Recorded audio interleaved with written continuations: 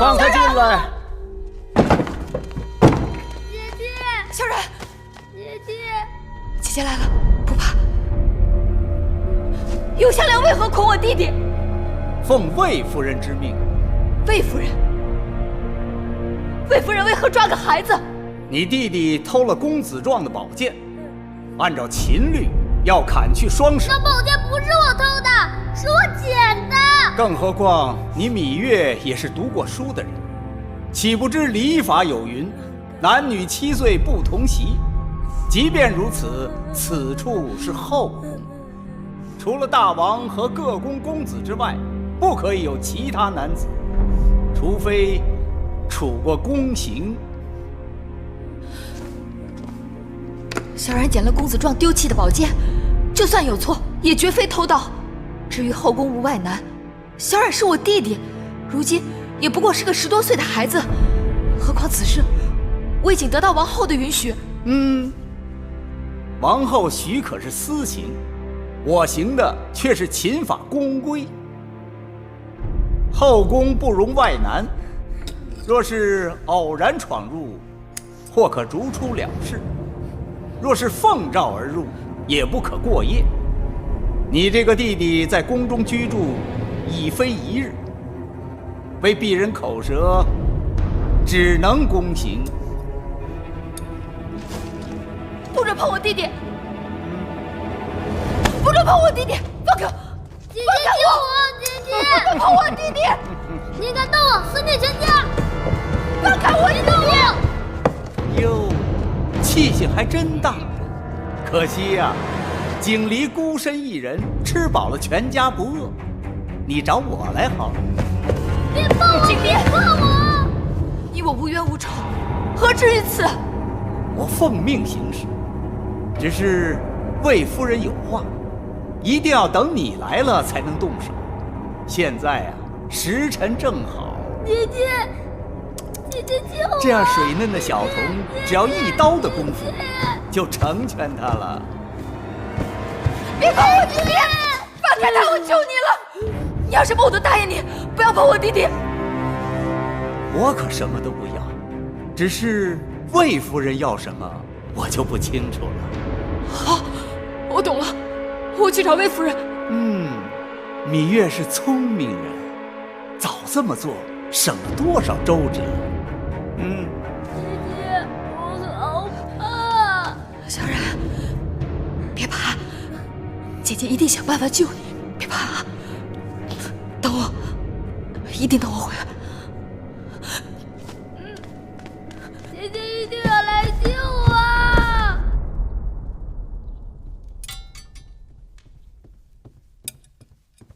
夫人，芈月求见。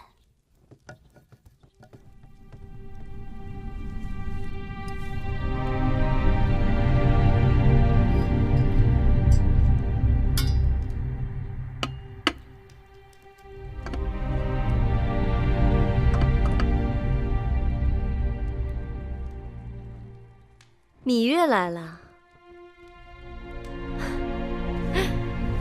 我在焚香，如此雅事，只能心静，千万急不得，只好怠慢了。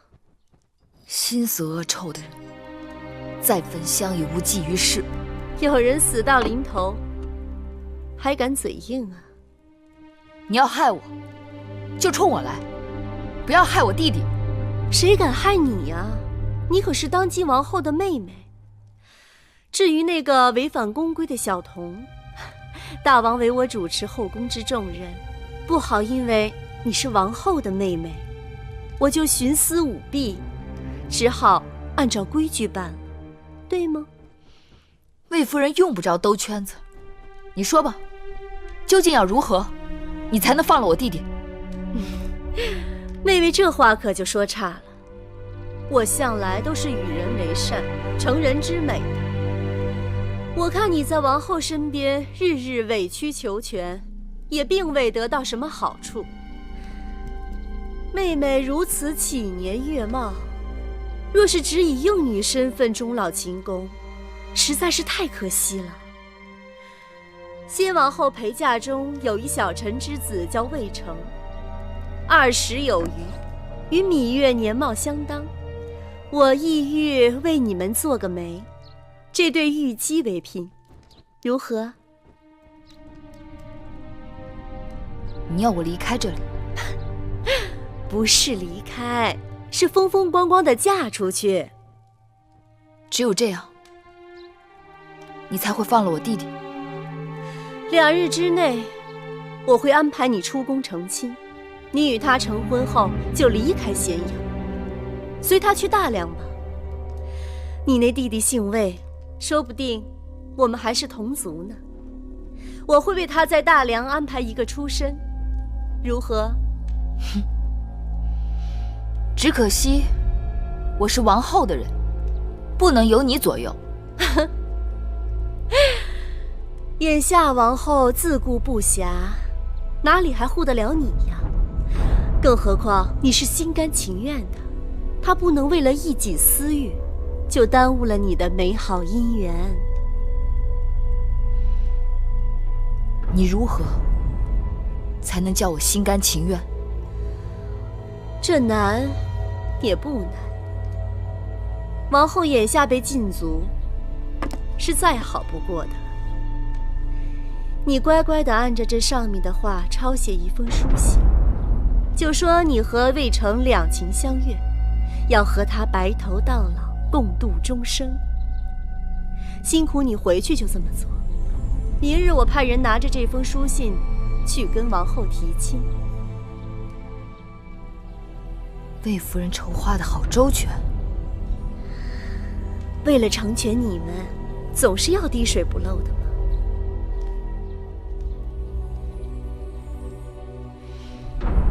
我要是不写呢？那可就是你的不对了。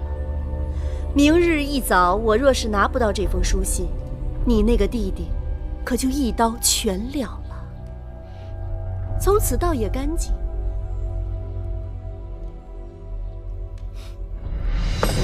开门！开门！开门！快去禀报王后，说我有要事，必须马上见她。稍等。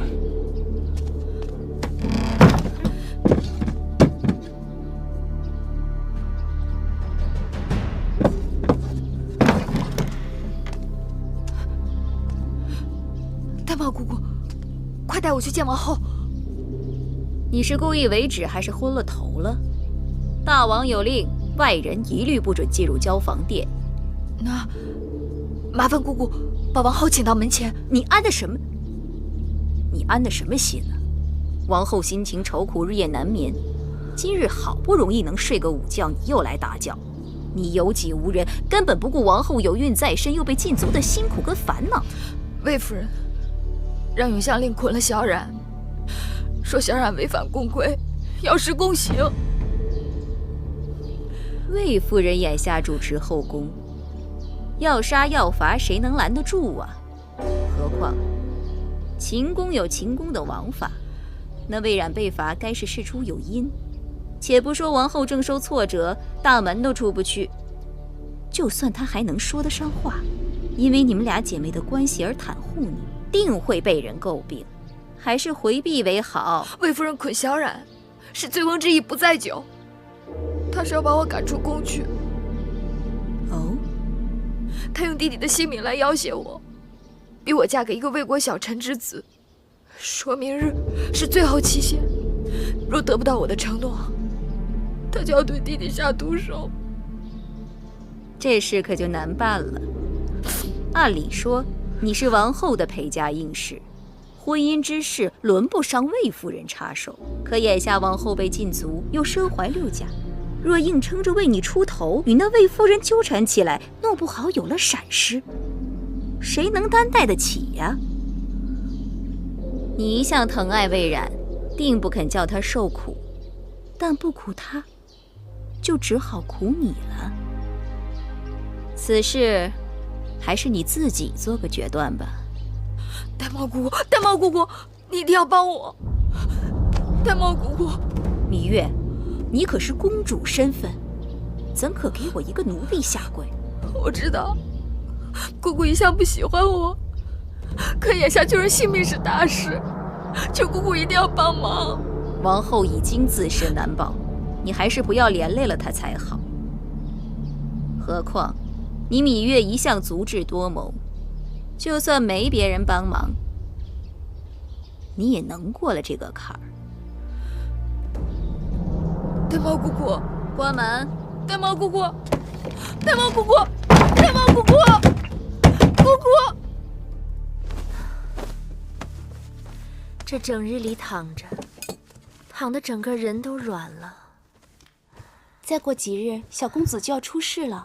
女医治说，让您没事啊，多走动走动，免得生的时候太受罪。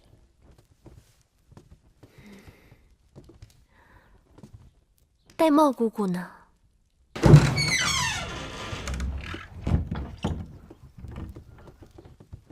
玳瑁姑姑，你刚才去哪儿了？是不是月儿来了？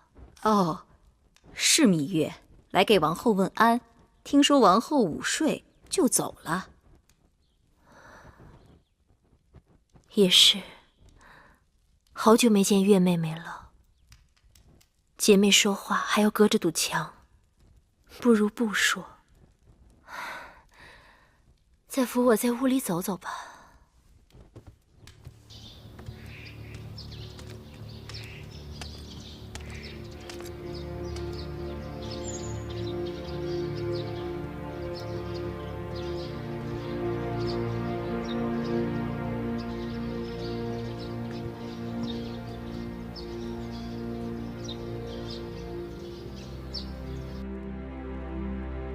芈月只是一个小小的陪嫁应妾，母亲竟然用这种手段将她逼出宫去。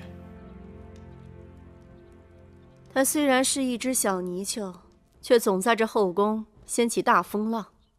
王后欺辱母亲，也是倚仗于她。除了她，这后宫会敞亮许多。听说，王后已被禁足在交房殿，大权重回母亲手中。那芈月再想作怪，又能将母亲如何？君子以私患而预防之。既然她是祸水，当然不能留。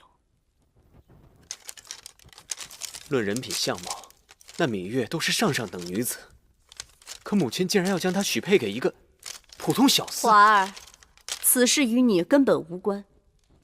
难道芈月也给你灌了迷魂汤？孩儿觉得明珠暗投，实在可惜。你莫非是疯了？竟然会有这心！她是王后身边的应妾，随时准备给你父王侍寝。若让你父王知道你有如此打算，心里会如何恼恨于你？太子之位，想都不要再想。可既然母亲要让她嫁给别人，为何不成全自己的孩儿？花儿，你可要想清楚，你是大王最看重的长子，日后是要继承王位的。若想成亲，也必须是和诸国的嫡公主联姻，助你成大业。那芈月应妾之身，毫无背景，她能帮你什么？母亲，不必再说了。由此看来，这个芈月就是个狐妹子，在宫中更不能留。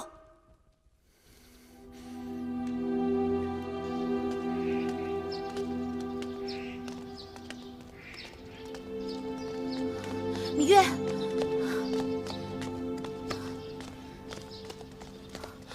我也听说你弟弟魏冉之事，这些人趁我父王不在宫中下此黑手，行事卑鄙。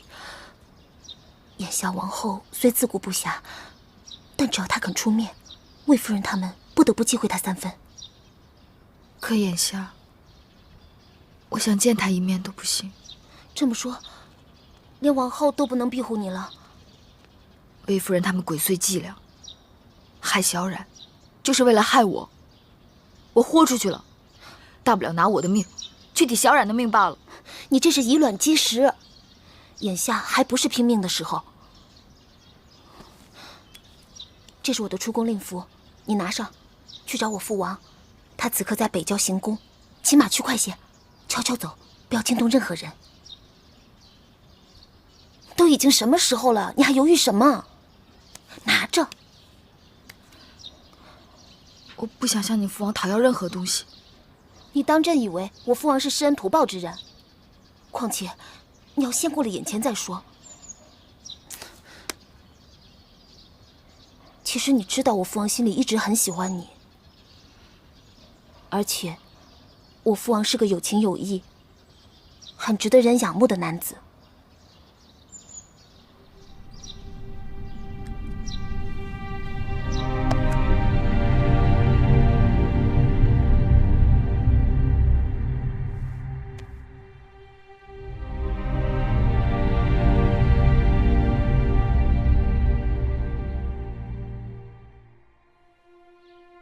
子歇，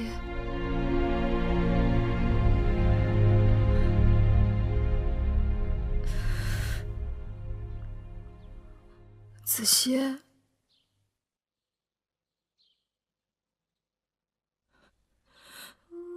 子歇，你能听到我说话吗？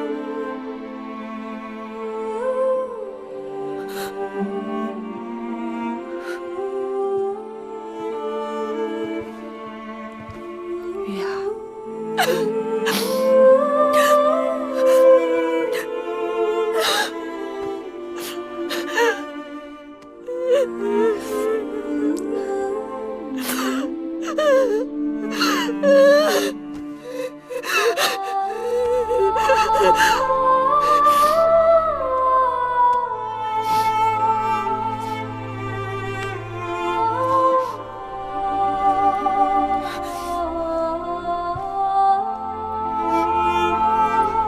姐姐身受桎梏，小冉性命攸关，我要去救小冉，去救姐姐，子歇会等我的。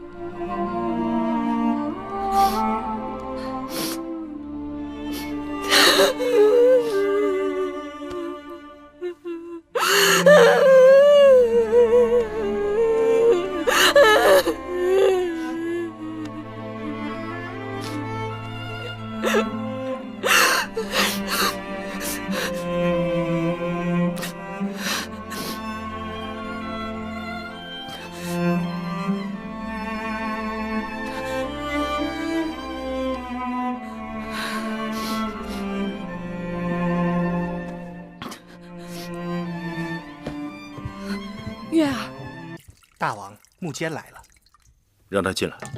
是。大王，出了何事？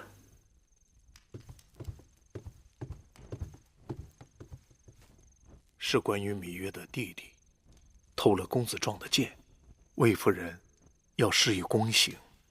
你是如何知道此事的？是魏良人叫侍女给老奴报的信儿。这个魏良人倒是个有心人。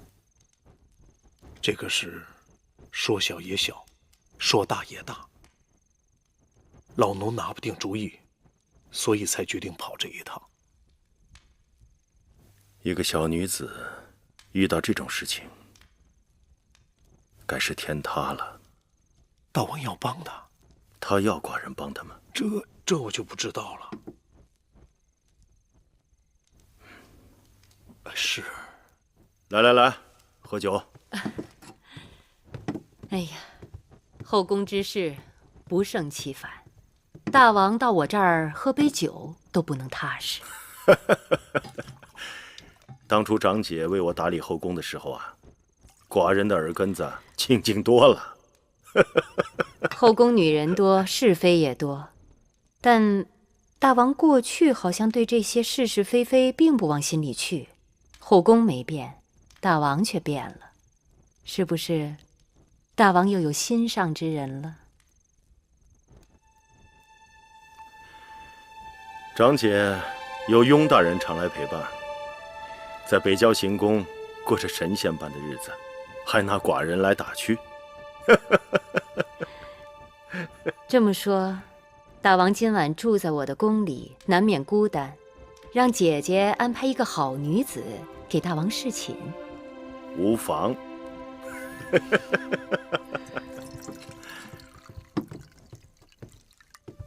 大王，芈月来了。她来了？是。她真的来了。看看去。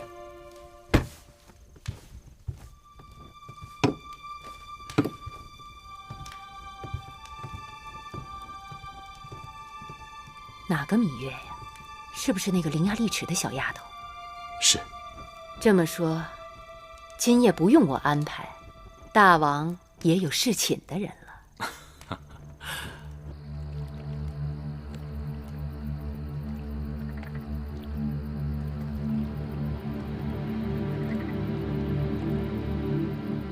此事寡人已经知道，既然有王后的应允，宫刑可免，但按秦律，偷盗他人财物必须责罚，哪怕是寡人的兄弟，也不能网开一面。眼下魏夫人执掌后宫，行事虽有些急躁，但并无大错。那不是偷，那把剑是公子壮丢弃在草丛里的，是生了锈的。怎么不是偷？那是谁家的园子？他拿走那把剑，告知了公子壮，并得到许可了吗？大王明示芈月，如何才能救弟弟？我大秦以法立信，刑上大夫，寡人帮不了你。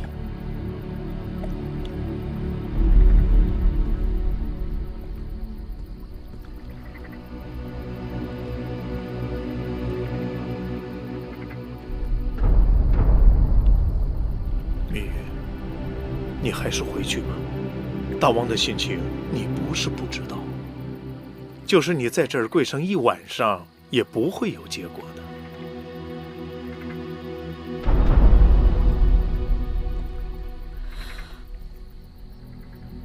大剑垂怜，能否安排芈月今晚侍寝？你说什么？芈月山穷水尽了，连这性命都不在乎，哪还在乎这身子？眼下只有这法子了，望大剑成全。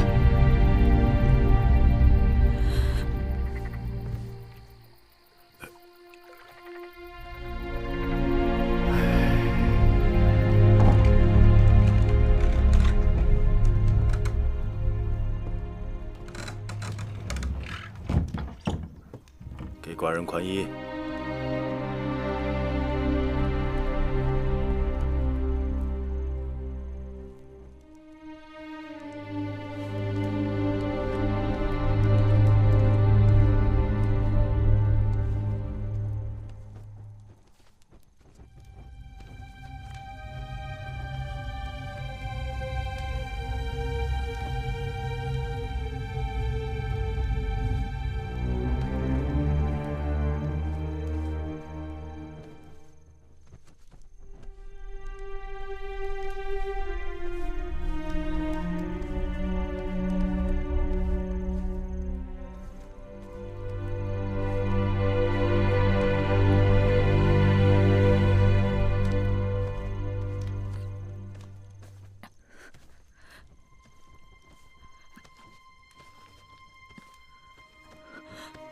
你今日怎么了？连宽衣都不会了吗？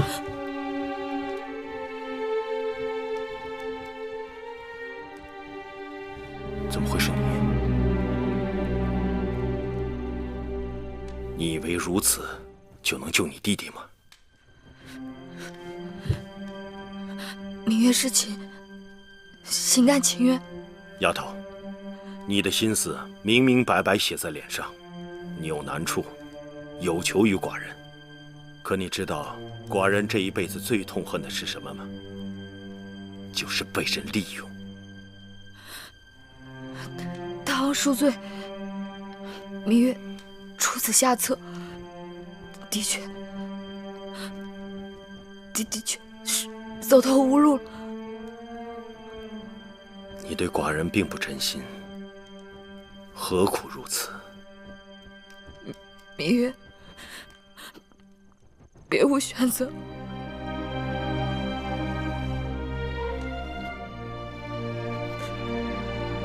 起来吧，寡人从不强人所难。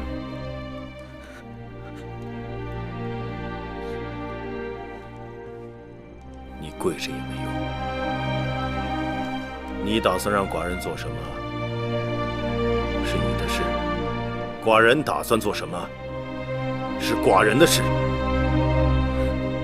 你出去。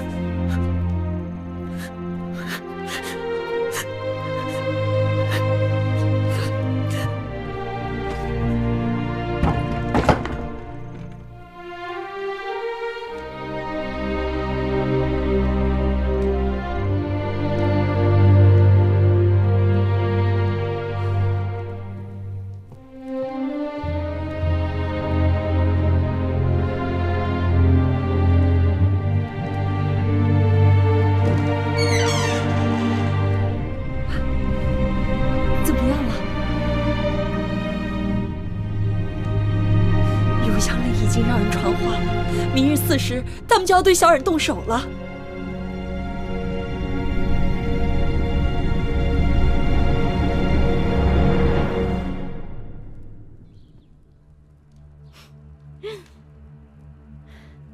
真是稀罕事儿，你芈月也有服软的时候。听说你昨日从我这儿走后，去求过王后，却吃了闭门羹。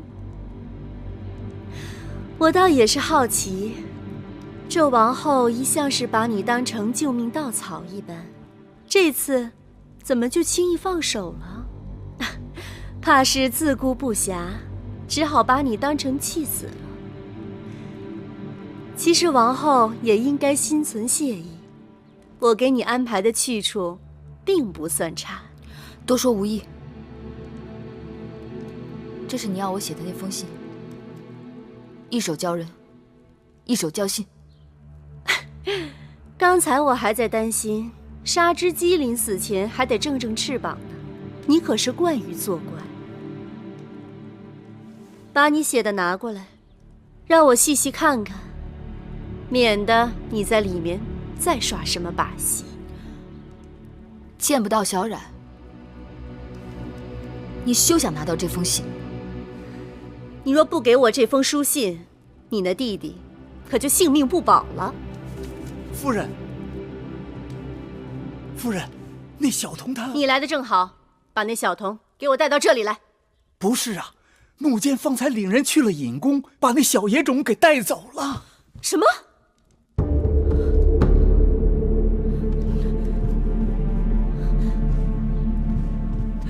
没事儿，小冉，没事儿啊。不疼，小冉，小冉，姐姐，小冉，吓死姐姐了！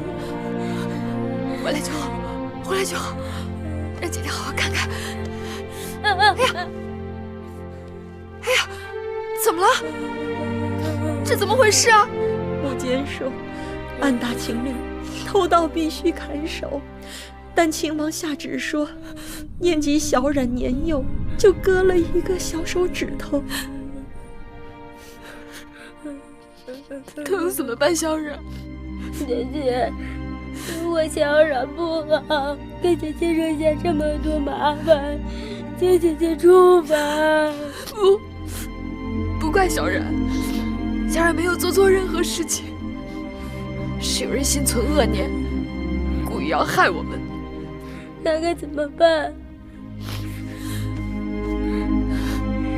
自今日起，姐姐一定要用性命来保护你们，让恶人再也不能欺负到我们头上。不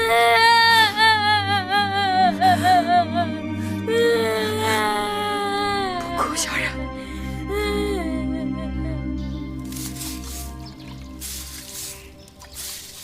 大家手脚都利索点儿，把这院子都给我打扫干净了啊！还有那边，还有那一边，啊！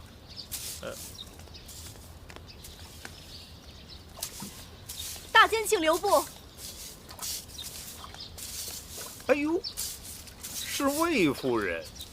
想来大监不会不知，大王已经命我主持打理后宫事务。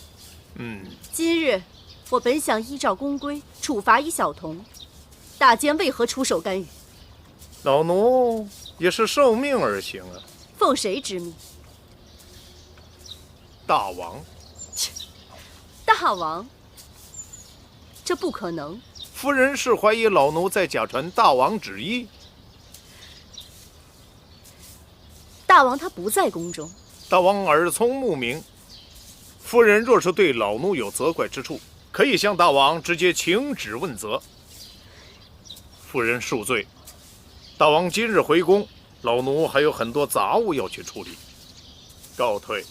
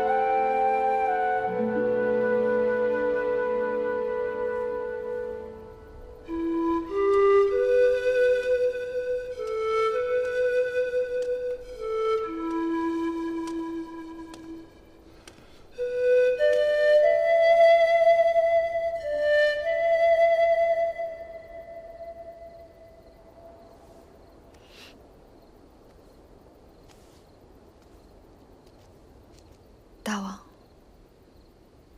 你吹奏的是楚国情歌，乡间民谣罢了。听曲调，这本该是男女欢爱之曲。芈月吹奏得如此伤感，想必是在悼念心上人。芈月，君前失仪，望大王恕罪。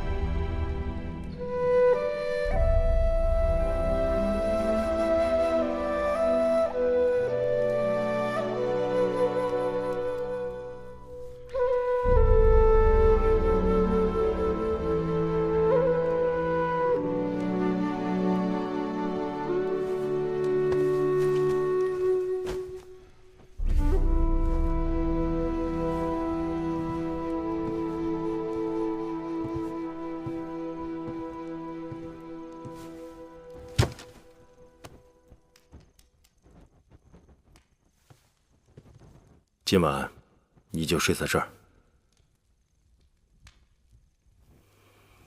入冬了，再给自己拿床被子，省得着凉。寡人累了，睡吧。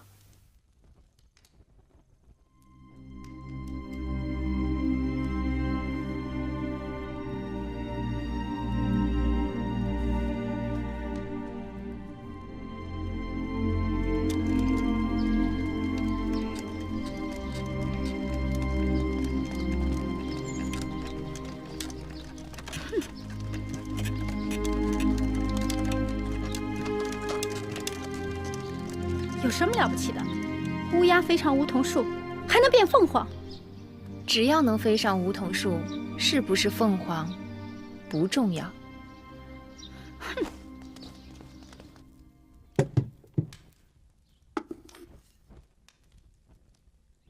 怎么又是肉糜面汤啊？我昨日不是说了，秦国之地的麦子过于粗粝，尽是麦麸。我想吃楚国的大米。都怪婢子记性坏，忘了王后的叮嘱，奴婢这就去让膳房重做。算了，就这样吧。这几日胃口有些过于古怪，时好时坏的。想来王二知道了，母后禁足在此多日，心烦意乱吧。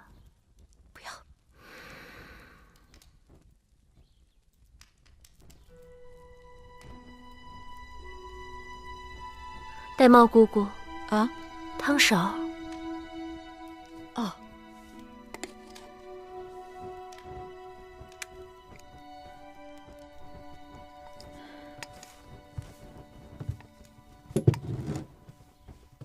你们几个今日怎么了？个个像丢了魂似的。珍珠，说，说。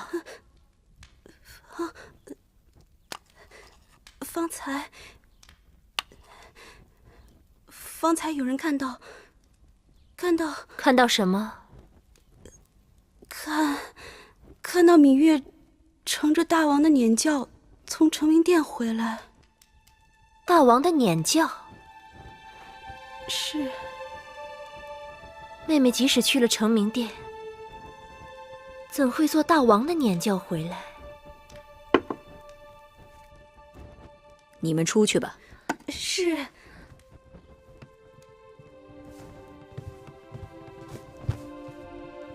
禀报王后，大王昨夜临幸了芈月。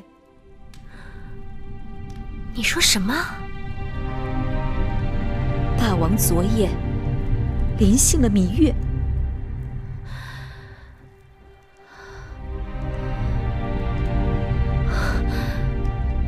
可芈月与我有约，只协助我主持后宫事务，绝不侍寝。他若是真心想侍奉大王，我早就可以给他安排了呀。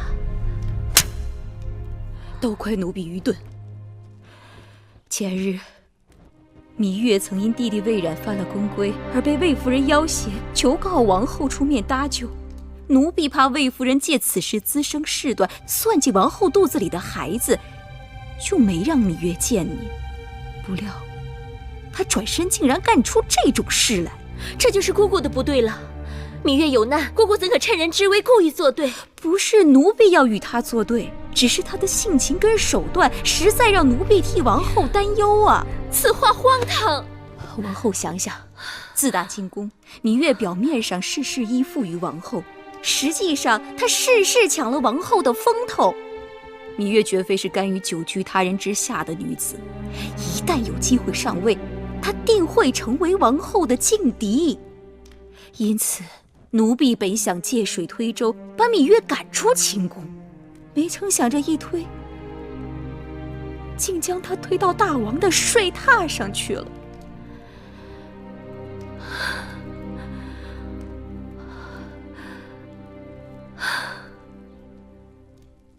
姑姑不必自责了，事已至此，说什么都晚了。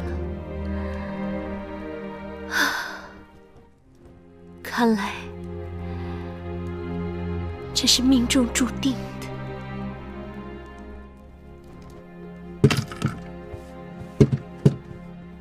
这些东西是大王让我们送过来的。大王说，芈月平日衣着过于简朴，让芈月拿来装扮点事的。谢大王恩赐。行了，这宫里头还有别的事，我就不在你们这儿讨茶喝了。你们忙你们的，小的告退了。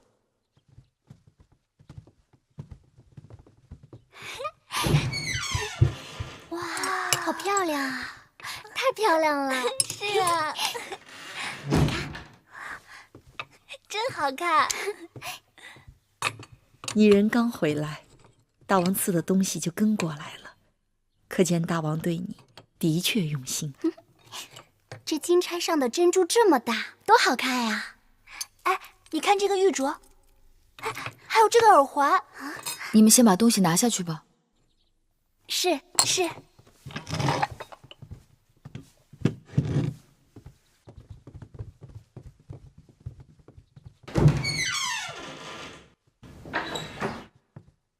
我看你回来，就一直心事重重的。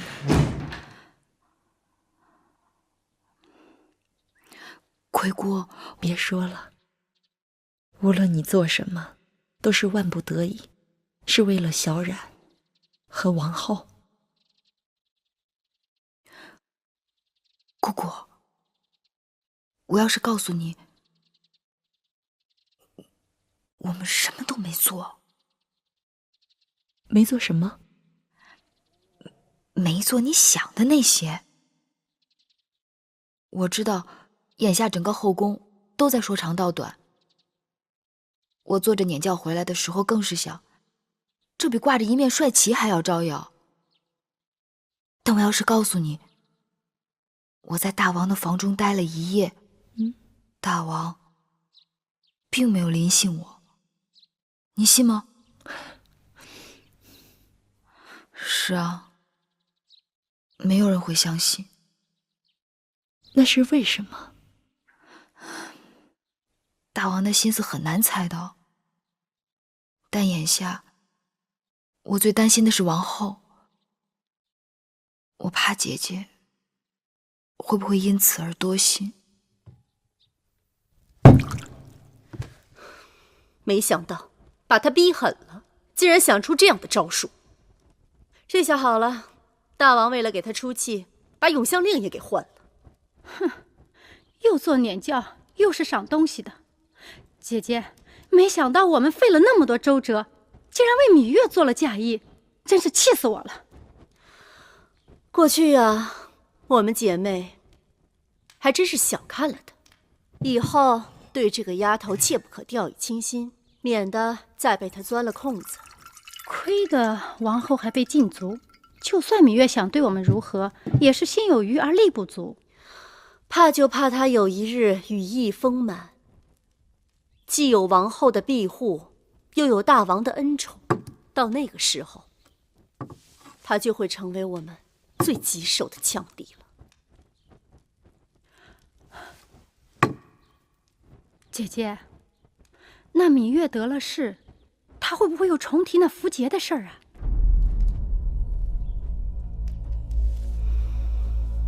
那铜符节被公孙衍拿走之后，我曾派人催要过数次，却无结果。这可是悬在咱们头上的一把刀啊！看来一定要想办法，尽早把这符节讨要回来。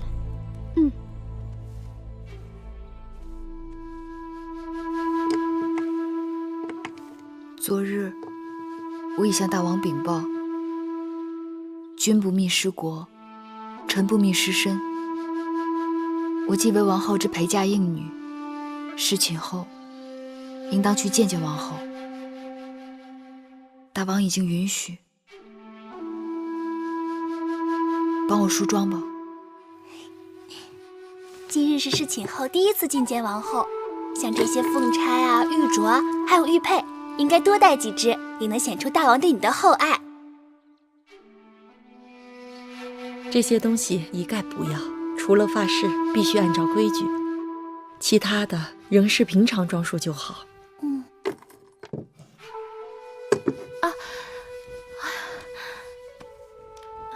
王后有何不适？王儿在踢我。别看小公子在王后肚子里人不大，脾气还不小呢。当年威后怀王后的时候，王后在威后肚子里可乖巧了。威后命人把宫里头摆满了鲜花跟果子，还把寝宫里所有硬的地方都用芦絮给包起来。王后出生后不仅漂亮，性子也柔顺。眼下，谁来给我摆鲜花水果？谁又来包起这宫里的芦絮？难怪王儿心里郁闷。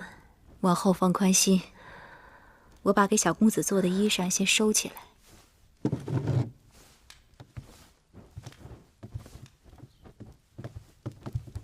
王后，芈月来了。她定是得了大王的许可，特意来看我的。王后，这种人应该立马轰他出去，该给他些颜色看看了。就算我心里怪他，也当忍一忍。王后这是何苦啊？毕竟她是我的应妾，如今在这宫里，我们最大的冤家对头是魏夫人。大王心宠芈月，只有她能够跟魏夫人抗衡。难道你要我把她推到魏夫人那儿去吗？宣她进来。是。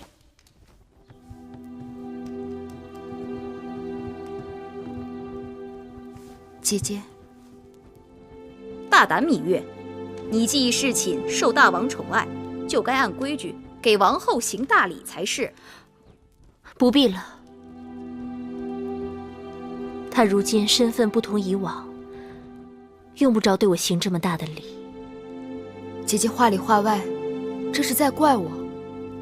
我哪能怪得你？在宫中能够承做大王撵教的，你是第一人。你若在我面前多礼，岂不是折煞我？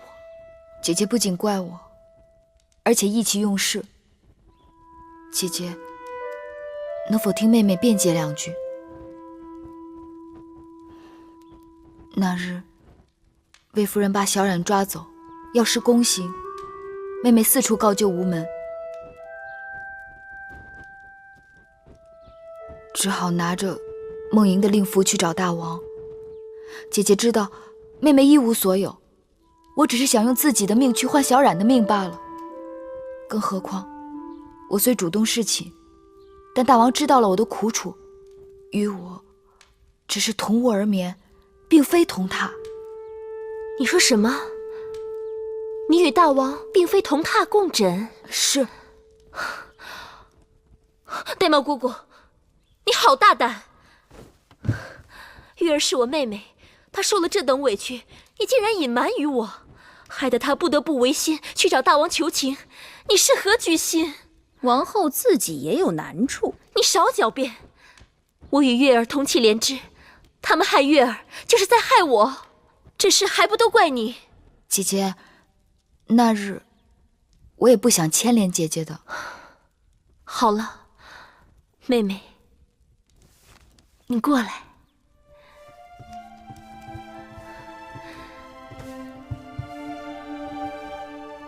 祸兮福兮。其实，当我得知大王临幸你，姐姐心里还是替你欢喜的。早先，你总说你要走，姐姐唯恐哪一日，我们姐妹就真的分开了。现在可好了，你可以安安心心的留在宫中，我们姐妹从此长相厮守，互相帮衬。珍珠，去把我那套紫玉镂金的首饰给我拿来。那套首饰最为贵重，王后平时也不常用，奴婢一时想不起放在哪儿了。就在我床头放珠宝首饰的匣子第2层，快去吧。是。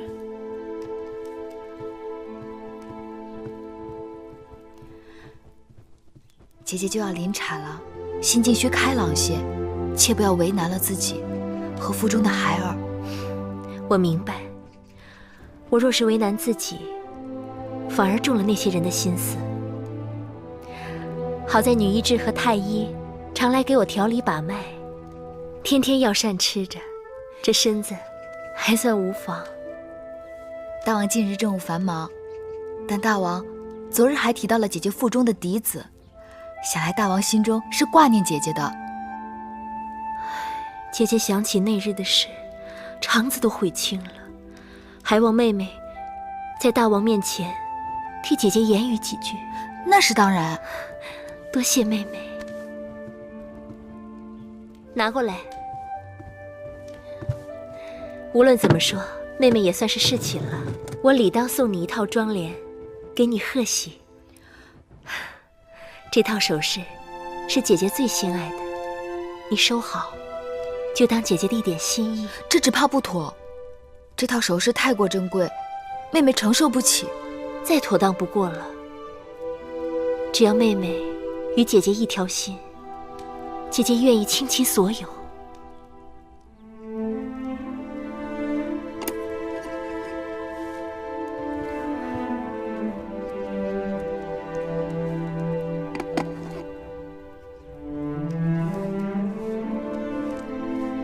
看到王后拿出这套紫玉镂金的首饰，我觉得王后心里的芥蒂并未全消。姑姑大约多心了。王后本是心地纯良之人，我已将实情一一相告，该是没事了。话是这么说，可从小到大，她都在高处，你在低处，她早已习惯了俯视咱们，怎能甘心养成鼻息？你今日衣着故意这般收敛，我就知道你有意回避。真希望王后能明白你的苦心。姐姐临盆在即，能让姐姐真正开心的是解除对她的禁足令。我猜测大王对姐姐的怨怒也已经消了大半，只是需要个合适的机会让她重新看重姐姐。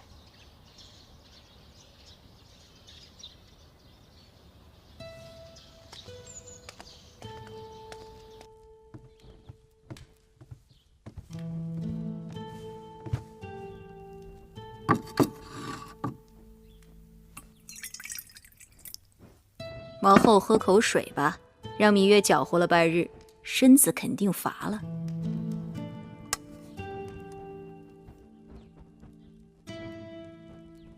眼下也就只有芈月能帮着我了。盼着大王对她能有几日新鲜劲儿。大王并未临幸的。是啊，这说明芈月并未入大王的眼。姑姑没有明白，我虽怀着大王的孩儿，但大王对芈月却是更用心。大王知道芈月的心思，竟没有勉强她。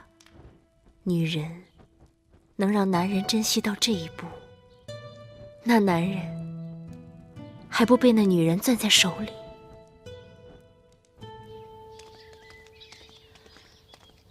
大监，大王有诏，大王召芈月承明殿见驾。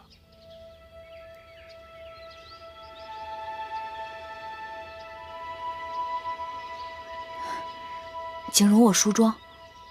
好。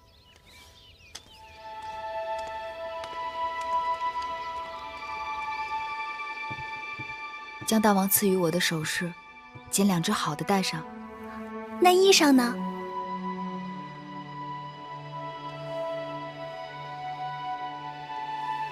就要那件鹅黄色的吧。姑姑，你说呢？好，不过于艳丽，也不落于平俗。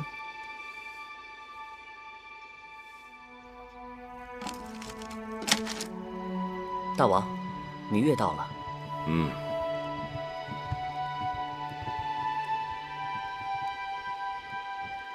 拜见大王。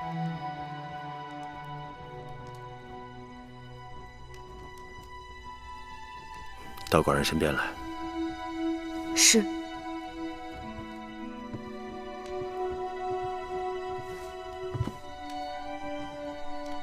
护目一笑，峨眉曼质，容则秀雅，雉出言志。寡人正在读屈子的《楚辞·大招》，果然写得很好。大王喜欢？屈子真是神来之笔，写楚国美人栩栩如生。楚国美人并非仅仅朱唇皓齿，而且彼得好贤，习以督之。有道理。花容月貌，抵不上兰心蕙质。过去只知道屈子恨寡人入骨，巴不得烹而食之。但寡人读过他的笔墨，发现的确是个人才。既然不得楚王重用，不如来我秦国大展宏图。大王读过菊颂了吗？寿命不迁，生难国兮；身故难徙，更宜窒息。心知如此，很难勉强，当真可惜。楚国人才虽不能由大王驱使，但楚国的学识却是可以拿来用的。楚国宫中藏书众多，王后出嫁时，楚王曾赏赐王后500卷书简作为陪嫁。王后的嫁妆虽然在武关被劫持，但义渠人只掠走了一些金银珠宝，而最珍贵的500卷书简，还有全套青铜乐器，全都完好无损。只因秦楚两国文字不同，秦宫中像大王这样通晓多国文字的人不多，所以这套嫁妆自入宫以后就一直没有动用过。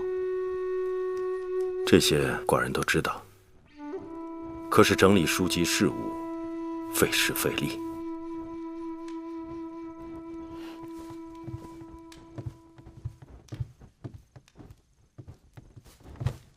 王后请求大王准许芈月带着懂得秦楚两国文字的人来整理书卷，重训越人，让楚国的学识在秦国不至于明珠蒙尘。这果真是王后的想法？确凿无疑。王后虽然身怀6甲，困于交房殿，但她仍心系大王，愿为大王分忧解难。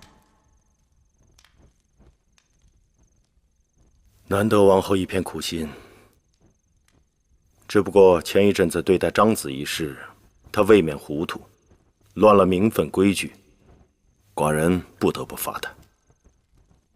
不知大王是否知晓，芈月曾在会院种过从楚国带来的杜若，一大把种子撒下去，能存活的仅寥寥几株。可见草木都恋旧土，人怎会对母国抛之脑后？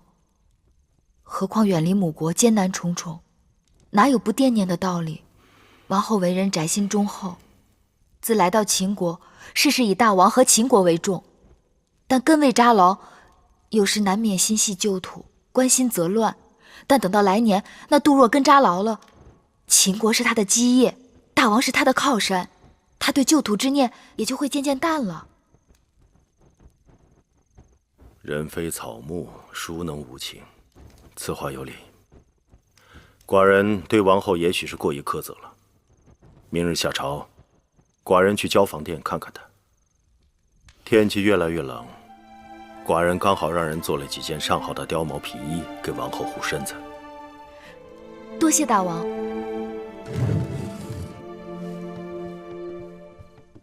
王后可喜欢这2件新衣吗？大王给的，什么都是好的。还有2件白狐的，寡人让他们做好，也都给你送过来。臣妾身子笨重，只怕这衣裳一时还穿不上呢。不忙，等你产下王儿，一件一件慢慢穿。寡人要自己的王后眼观后宫。臣妾谢过大王。好。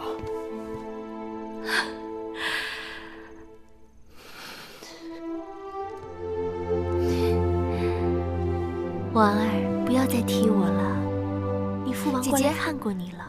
妹妹来了。姐姐，前几日葵姑做了姜蜜，妹妹尝了觉得好，所以今日特意给姐姐送来。太好了，今晚大王要来交房殿用膳，我还特意跟珍珠说，让她把秋日里我在园子里采摘腌制的桂花拿出来，给大王做桂花莲子粥。有了你的姜蜜，怕是要把我的桂花莲子粥给比下去了。姐姐何不今日给大王做莲子粥，明日再让大王尝姜蜜？引得大王日日惦记交房殿，由不得他不来。哪能等到明日啊？好久没有吃过楚国的姜蜜，都馋死姐姐了。你还记得吗？母后也喜欢姜蜜的，特别是秋日的菊花姜蜜，总是让膳房做很多，分给各宫的公子公主们。王后何必提及此事啊？她是不会记得的。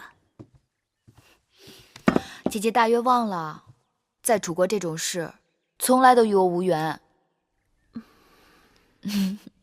先生，魏夫人那边又派人催要符节了，说是再见不到符节，他就不得不亲自上门了。这个义渠王简直是蛮横无比，他竟然狮子大开口，问我讨要500车粮草来换取符节。500车粮草，这得多大动静啊！所以我一直没有答应他。这样，你马上再去找一次义渠王，你转告他，就说我情愿拿珠宝钱财来折换成他想要的粮草，让他即刻把符节给我还回来。是。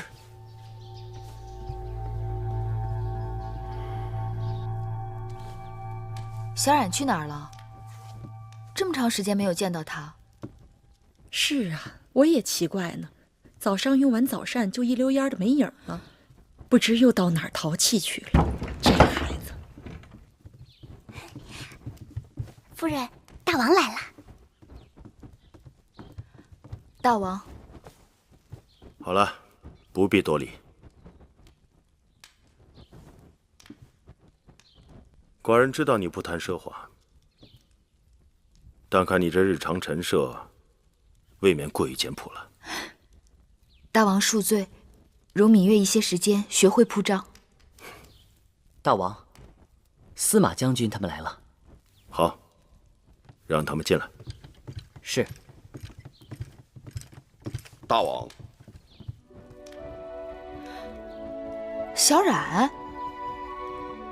姐姐，姐姐。司马将军，这孩子怎么样？这孩子龙精虎猛，是个习武从军的好胚子啊。寡人有意将魏冉交与司马将军，带到军中亲自调教，你觉得如何？姐姐，小冉从小志向就是奔赴沙场，建立军功。大王亲赐小冉良机和这身盔甲，姐姐切不可阻拦。可你年纪还小呢。谁说的？我都和你差不多高了，我已经是男子汉了。沙场的确凶险，刀枪无眼。这么小的孩子交与臣带他从军，芈月是要慎重。臣妾庇护得了他一时，庇护不了他一世。他身为男儿身，当早日自立自强，建功立业。大王深谋远虑，请司马将军收下他。芈月，快请起。好了，起来吧。芈月既然信任司马错，我定不辱使命。小公子，你这么小小的年纪就去从军，就真的不怕吗？有什么好怕的？我已经长大成人了，能够为姐姐和魁姑出头了。好，既然如此，就这么定了。2个月后，萧冉随司马错离开咸阳，你们为他准备行装吧。谢大王厚爱，谢司马将军照应。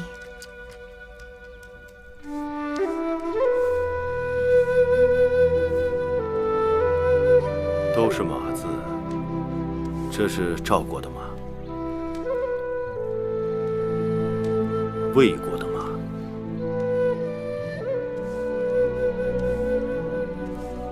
这是我们秦国的马。